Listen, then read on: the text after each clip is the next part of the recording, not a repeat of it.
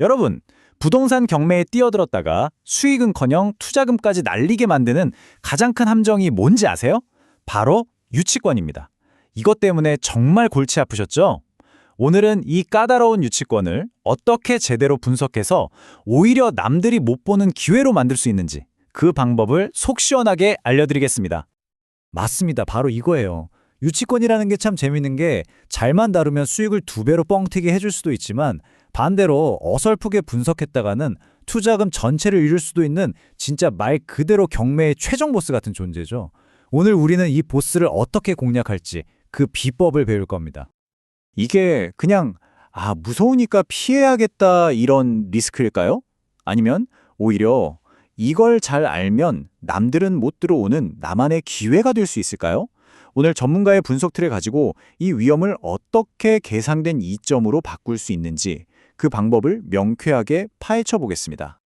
자, 그럼 첫 번째 이야기부터 시작해 볼게요. 유치권은요, 마치 배가 항해할 때 보이지 않는 숨은 암초와 같아요. 여러분의 투자 수익률을 결정짓는 가장 핵심적인 변수라는 거죠. 왜 그런지 그 이유부터 딱 짚고 넘어가겠습니다. 모든 분석은 이 기본 개념에서 시작해요. 유치권은 그 물건에 관하여 생긴 채권을 돌려받을 때까지 버티는 권리입니다. 여기서 핵심은 그 물건에 관하여예요. 다른 빚은 안 됩니다. 딱 그 물건 때문에 생긴 빚이어야만 한다는 거죠. 이 기본 원칙 하나만 제대로 알아도 수많은 가짜 유치권 주장을 그냥 한 방에 격파할 수 있습니다. 이게 우리의 첫 번째 무기예요. 좋습니다. 그럼 이제 진짜 실전으로 들어가 보죠. 첫 번째 관문입니다. 이건 서류로 보는 게 아니에요. 우리가 직접 현장에 가서 두 눈으로 확인해야 하는 겁니다.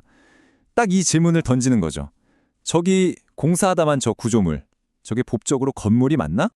기준은요, 생각보다 아주 간단하고 명확합니다. 대법원 판례가 딱 정해줬어요. 기둥, 그리고 지붕, 마지막으로 주된 벽, 이 세 가지 중에 단 하나라도 없다면 그건 건물이 아닙니다. 법적으로는 그냥 땅에 붙어있는 구조물일 뿐이에요. 그럼 뭐가 중요하냐? 건물도 아닌데 유치권을 주장한다? 말이 안 되는 거죠. 첫 번째 관문에서 바로 탈락입니다. 자, 첫 번째 관문을 통과했다고 해서 이제 끝났다. 안심하면 절대 안 됩니다. 이제 두 번째 관문, 바로 결련성이라는 걸 따져봐야 해요. 이게 좀 말이 어려운데 쉽게 말해서 그 공사비가 경매에 나온 바로 그 땅이랑 직접적인 관련이 있냐, 이 연결고리를 찾는 겁니다. 이게 진짜 현장에서 시공사들이 제일 많이 쓰는 방법이거든요. 우리 건물 짓느라 돈 못 받았으니까 이 땅 못 넘겨. 이렇게 나오는 거죠.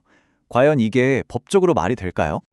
법원의 입장은요, 아주 그냥 명쾌합니다. 딱 잘라 말해요. 건물 짓는 데 쓴 돈은 건물에 대한 빚이지 땅에 대한 빚이 아니다 라고요. 그러니까 건물 공사비랑 토지는 별개라는 거예요. 둘 사이에 직접적인 법적 연결고리, 즉 결련성이 없다고 못을 박아버리는 겁니다. 간단하죠? 건물빚 가지고 땅을 붙잡을 수는 없다 이겁니다. 자, 그럼 정리해볼까요? 일단 구조물 자체가 법적인 건물이 아니에요. 설령 건물이라고 해도 그 공사 대금은 토지랑은 상관이 없어요. 이 두 가지만 따져봐도 벌써 유치권 주장은 굉장히 허술해지는 거죠. 자, 이렇게 민사유치권이 두 단계에 걸쳐서 다 막히잖아요. 그럼 시공사들이 마지막으로 꺼내드는 카드가 있습니다. 바로 상사유치권이라는 건데요. 이게 얼핏 들으면 뭔가 더 전문적이고 강력해 보이죠? 근데 사실 여기에도 치명적인 함정이 숨어 있습니다. 이 표를 한번 보세요. 다른 건 다 몰라도 괜찮아요. 딱 하나, 점유 부분을 보세요. 민사유치권과 달리 상사유치권은 반드시 상행위, 그러니까 처음 공사 계약을 통해서 적법하게 점유를 시작했을 때만 인정돼요. 대부분의 가짜 주장이 바로 이 지점에서 와르르 무너집니다. 이게 핵심이에요. 공사 다 중단되고 경매가 시작되고 한참 지나서 갑자기 현장에 와서 펜스 치고 컨테이너 갖다 놓고 우리가 점유 중 이러는 거, 이거 법적으로는 점유가 아니라는 겁니다.